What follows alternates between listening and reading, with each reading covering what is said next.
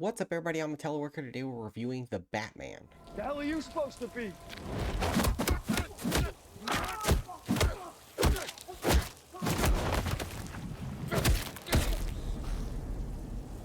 I'm vengeance. This is a spoiler review, so if you have not seen the movie, get out. This is your only warning. So I'm going to start this off by talking about the things that I really like about this movie, and then I'm going to go into the things that I didn't like towards the end. Alright, so we'll start this off with the biggest part of the movie, Batman. Robert Pattinson is fucking amazing in this movie. This is probably my favorite role I've ever seen him in. I think that he nails the Batman side of the character. I'm hoping that in the future sequels, the Bruce Wayne side, the billionaire playboy side of Bruce Wayne, starts to come out a little more when as he realizes that Bruce Wayne is also a tool that he can use. But overall, his performance was really good. It was really solid. I loved the way that they handled all of his scenes. The tone of it was great. The real gothic feel to Wayne Manor and Gotham and stuff was great. The suit is really cool, and overall, just Batman's like presence in this movie is very much felt. When he shows up, coming out of alleyways and dark spaces and things, you hear those heavy boot footsteps walking up in the darkness, and you don't know when he's going to show up. He could show up any second, and the anticipation's killing you. Where's Batman? I loved that so much. It's so good. The way that he falls into fight scenes and the cape is flowing behind him and things like that is awesome. Like, it is so well done. And his fighting is probably the only Batman that's ever been done that is even close to Affleck's fighting, because Affleck's Batman feels like the Arkham games and Dark Knight Returns mashed together. Whereas this feels like it's a little more toned down like the Christian Bale movies, but it's more aggressive like the Affleck version. It's much more violent. The Batmobile chase scene that is in the trailer was awesome. I liked the Batmobile in this movie. I liked the way that they used it. The wind up for the chase scene when the Batmobile's sitting in the dark and you just hear that high pitched sound from that jet engine just getting louder and louder and louder and louder as the scene progresses and then it takes off was so cool. Overall, the chase scene was great. It's still like an early version of the Batmobile, so we don't get too many like gadgets and stuff like you see in the other movies, which hopefully we see more of in the future because the way they handled this car chase was great. So I would love to see some real like Batmobile chase scene shit going on from Matt Reeves because he handled this very well. I really liked the Watchmen style narration at the beginning and end of the movie. It almost feels like Rorschach's journal. Rorschach's Journal, October 12th, 1985. Dog carcass in alley this morning. Tire tread on burst stomach. This city's afraid of me. I've seen its true face. The streets are extended gutters, and the gutters are full of blood. And when the drains finally scab over, all the vermin will drown. I thought that was really cool. There are some very Zack Snydery elements to this movie, and I am totally okay with that. I really liked Alfred. I thought that Andy Serkis killed it. I think that he did a really good job. The scene where he's in the hospital after the explosion was so good. I really like how much effort they're putting into the Alfred and Bruce relationship and how there's kind of some struggle there because Bruce doesn't really realize how much Alfred has done for him. And I liked that a lot. One of the biggest standouts for this movie were the mob characters. The Falcone and Penguin specifically were so good. Penguin is very interesting. He's got a big personality. He's a lot of fun to watch. I could not tell that it was Colin Farrell, even though I knew it was Colin Farrell. I was watching the movie going, that's not Colin Farrell. So, props to the makeup people. They better win an Oscar for that shit. At least the makeup, because that was so good. Like, you really cannot tell that that's him. As far as Falcone goes, he was very reserved, very like smart and relaxed. He's not intimidated by the Batman at all, which I really liked. I thought it was badass to see how like stoic and strong he was, even though there's literal man dressed as a bat beating the shit out of hella people in front of him. I thought that that was really cool. Another standout from this movie was Catwoman. I think that her performance was fantastic. I think that they really nailed the tone of her character. She feels like the Arkham games Selena Kyle, which is one of my favorite versions of that character ever. So I was very happy with that. However, the twist involving her and Falcone, while that has been done in the comics and stuff before, I felt like it was a little rushed and unnecessary for this movie.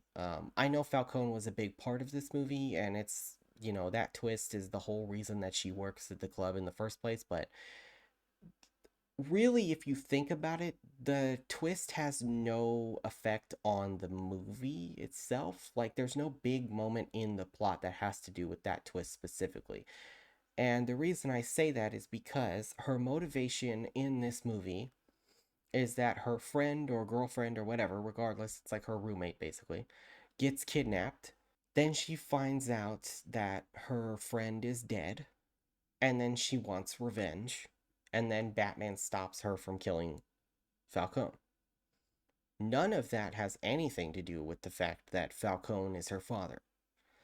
And that twist causes her motivations to be wildly inconsistent. The fact that she would all of a sudden want to kill Falcone for killing her friend, but she didn't want to kill Falcone for killing her mother, even though she knew this entire time and had several chances to kill him throughout her life, is really inconsistent. There's no reason why she would all of a sudden decide to change and just now I'm gonna kill him. Not for my mom, but for my friend. Like that to me, like the motherly motivation would have been enough for this whole movie and it would have been fantastic. But I don't feel like we needed both at the same time with how much stuff that this movie was juggling. And there's so many more interesting things going on at the time when this twist comes out, and it feels like it's kind of just put in there just to give an added layer to Selena, which is fine.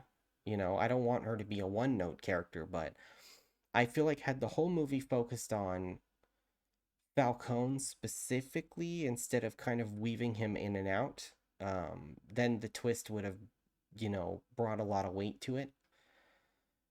However, because there's so much other stuff going on with other villains and all that, it just feels kind of unnecessary. But it didn't ruin the movie for me in any way at all. The other thing, this is the thing that probably bothered me the most about this movie, and I know a lot of people are going to really be mad at me for this, but the Riddler is very inconsistent between the first and last half of the movie. At the beginning of the movie, the Riddler is very dark and grounded and serious and real whispery and more reserved, and he's very dark and creepy. But towards the end of the movie, he starts really getting like whimsical with the way he talks and the way he drags out certain words and almost like sings when he's talking and things like that. And it really pulled me out of the scene. At one point, it was when he calls Batman to the prison and he's talking to him through the glass. There's a part of that scene where he's talking to Batman that a couple other people in the theater were laughing out loud because the way that he was saying his lines was so over the top that it was pulling everyone out of the scene. That like the theater was literally laughing at it like what the fuck is this guy doing? It was so weird and it was like too much. It just felt like too much. The first half of the movie builds him as such a dark and serious character, and then the ending is like he's like a toddler almost. Like he's so overacted and over the top and so emotional and broken up about everything. But he wasn't like that for the first half of the movie. So it just feels really inconsistent. But again, it didn't ruin the movie for me. I still had a lot of fun. The actual riddle parts of the movie are great. The messages he leaves for Batman are almost all perfect. Like they're all really good. But I don't know. It's just something about the way he acts towards the end of the movie was too over the top for me. But that's just my opinion. And another thing that I noticed was that as far as his motivations and everything go and the like his whole kind of purpose, in Batman's life, it almost feels more like Hush. Whereas he's focused so much on the Waynes and what happened with the Waynes and things like that. Like that feels he felt more like Hush to me than the Riddler, which was also a problem for me because I want the Riddler to feel like the Riddler. It was something that I was concerned with the trailers. I had talked to all my friends about that I felt like he didn't feel enough like the Riddler, and I still feel that way after seeing the movie. Overall, I think the third act is not as good as the rest of the film, and I know I'm not the first person to review this movie to say that, but it is true. I think that the third act of this movie is the worst part of the movie. Like there's so many things that feel kind of rushed. The Joker cameo did not need to be there, and it's so short that we don't really have much to go off with the kid that's playing the Joker. Um, so I'm unsure of how I feel about him. I don't even know if we're gonna see more of him. But if we do, I hope it's longer than 15 seconds, because I like to give everybody a fair shot as these characters, and if that kid can pull a great Joker performance, then I want to see it. I don't want to see a silhouette through glass where he's not really giving it his all. We didn't get much of him, so I felt like it really didn't need to be in the movie because it doesn't add anything to the film. It's just kind of there. It's cool to know that he's out there, but that's like all that scene was there for. The rest of the movie really keeps you on the edge of your seat, and the ending, other than like the ending fight scene, it doesn't really hold up as well compared to the rest of the movie because there's so many storylines being wrapped up at once that it's kind of shaky. It's not bad. It's not bad by any means. This movie, really, none of this movie is terrible, but there are some elements of it that I didn't like. I think especially when you compare it to other Batman movies, this has the most Batman feel of any Batman movie. Robert Pattinson might actually be my second or third favorite Batman after this, and I don't say that lightly. I think that given the right material, if his sequels are really solid, I think that he could surpass a lot of people's opinions on Christian Bale, and um, my personal favorite, because I'm a huge Dark Knight Returns fan, is Ben Affleck. Really, Pattinson could do it. He could take a lot of people's favorite place. I know a lot of people are already saying he's their favorite. Um, but he could win over a massive audience with the way he was playing this character in this movie. I thought he was very great.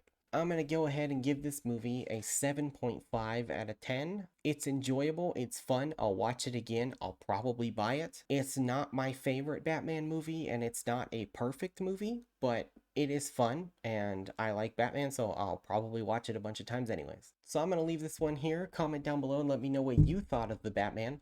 Did you think any of it was rushed? Do you feel like we should have had more time with certain things? Or do you think that the movie is perfect and you love everything about it?